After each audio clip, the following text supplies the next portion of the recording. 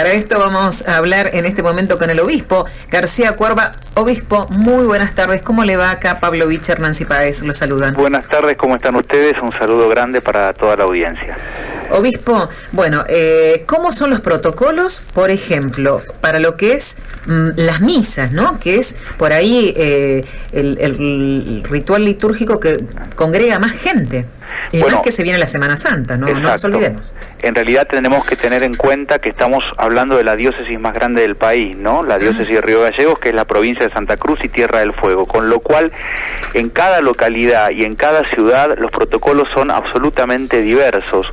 Y esto está ligado a el momento de la pandemia que está viviendo cada una de estas localidades. En concreto, en Río Gallegos, por ejemplo, ya hace rato que estamos pudiendo celebrar la Eucaristía, celebrar las misas con un protocolo que tiene que ver con la ocupación entre el 25 y 30% de la superficie de cada uno de los templos, dado que tenemos templos pequeños como la catedral o tenemos templos muy grandes como la parroquia San Jorge o el santuario de San Cayetano. En Caleta Olivia, en realidad esto es novedad porque ha sido una de las ciudades que ha abierto en los últimos tiempos la posibilidad de celebrar la Eucaristía, de realizar bautismos. Esto es de la última semana. Así como tenemos otras localidades como por ejemplo Piedrabuena y Puerto Santa Cruz, en donde en este momento ha habido como una, digamos, una regresión en el sentido que algunas de las celebraciones que se podían hacer hoy no se pueden hacer. De hecho, yo estuve celebrando, fíjense como ejemplo, el miércoles de ceniza en Puerto San Julián, donde el protocolo nos permitió juntar en un lugar abierto más de 100 personas con distanciamiento, por supuesto, y con barbijo, etcétera, y no pude ni siquiera ingresar a saludar al sacerdote de Puerto Santa Cruz y por supuesto, como cualquier hijo de vecino, tampoco pude ingresar en Piedrabuena.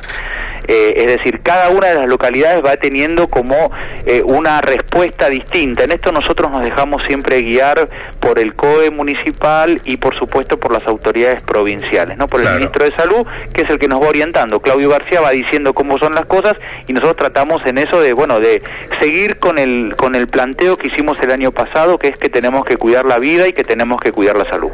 Monseñor, ¿cuál es el ánimo de la feligresía? ¿Qué es lo que pudo observar este inicio de año después de lo que fue el 2020, ¿no es cierto?, tan traumático, tan angustiante para todos? Nosotros lo que hemos experimentado es una, bueno, por un lado una gran necesidad de poder convocarse, en realidad, así como creemos que la parte espiritual es esencial a una persona, ¿no? Nosotros decimos, bueno, que somos biología, somos cuerpo, somos también espíritu, somos psicología, bueno, tenemos que ver en realidad con toda una integridad y lógicamente la pata espiritual era muy importante y mucha gente necesitaba convocarse, reunirse, poder celebrar juntos y para nosotros eso era muy importante y había mucha gente también con mucha angustia, con mucha incertidumbre que necesitaba volver a poder rezar en comunidad.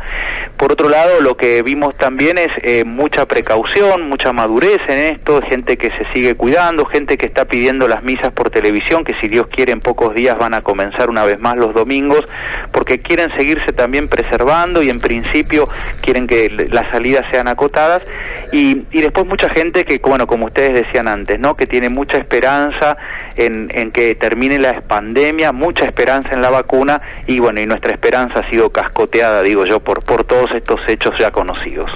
Monseñor, ya vamos caminando hacia la Semana Santa. ¿Cuál va a ser el lema? ¿Qué se va pensando para este camino?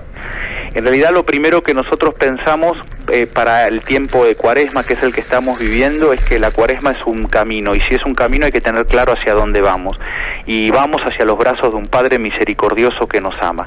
Creo que hemos sido demasiado golpeados todos, demasiado sacudidos por lo que ha significado la pandemia, y entonces necesitamos del abrazo de ternura de Dios, y entonces hacia los brazos de Él vamos, y queremos que esto sea el mensaje de la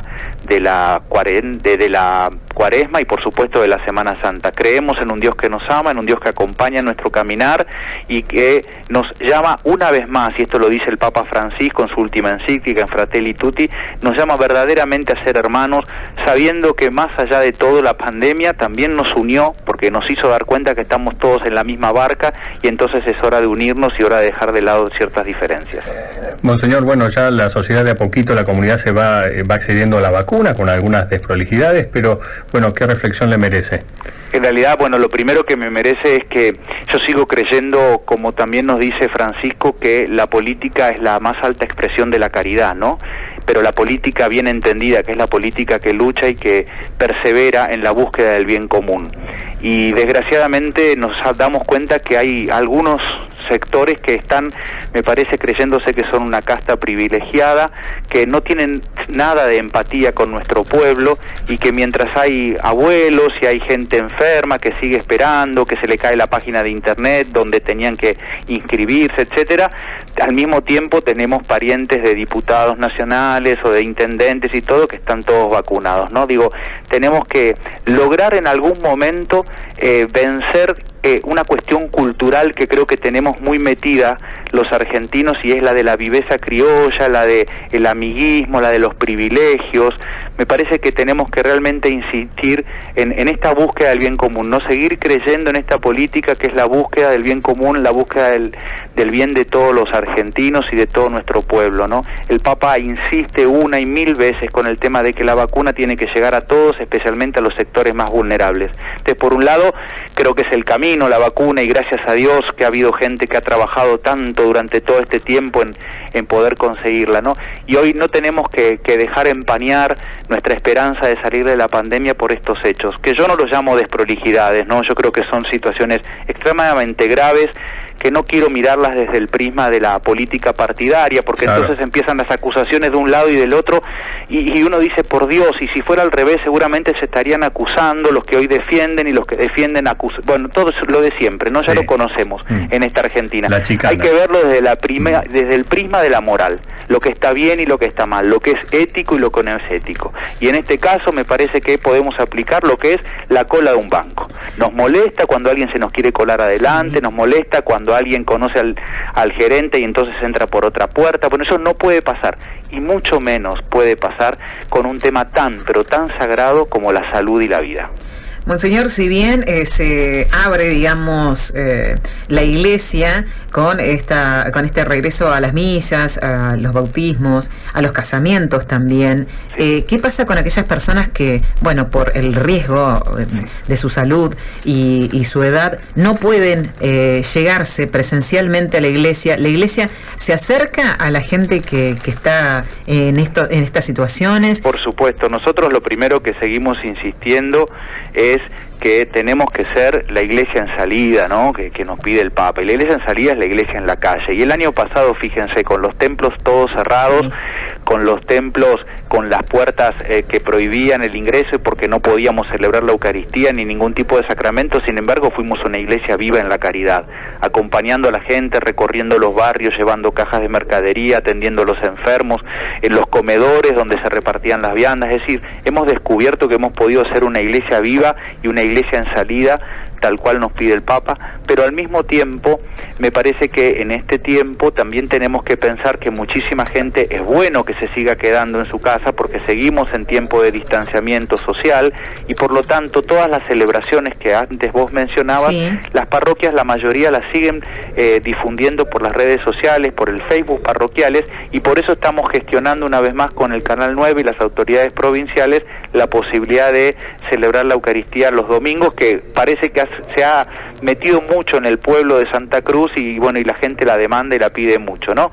Así que por un lado con las redes sociales seguimos estando cerca de las celebraciones, pero por otro lado, por supuesto, no frenamos con lo que es la caridad, que por otro lado es lo más importante, el amor al prójimo. Muy bien, Monseñor, muchísimas gracias por la comunicación. Muchísimas gracias a ustedes, y que Dios los bendiga mucho, y que sigamos teniendo esperanza que de esta vamos a salir, ¿no? Estamos mejor ya que el año anterior, y más allá de esto que nos ha sucedido con esto que empañó un poco lo de la vacuna, creo que, bueno, vamos a estar bien. Si gracias. Conversábamos con el obispo Jorge Ignacio García Cuerva de nuestra diócesis acerca de, bueno, el regreso a muchos de los ritos católicos y temas de actualidad.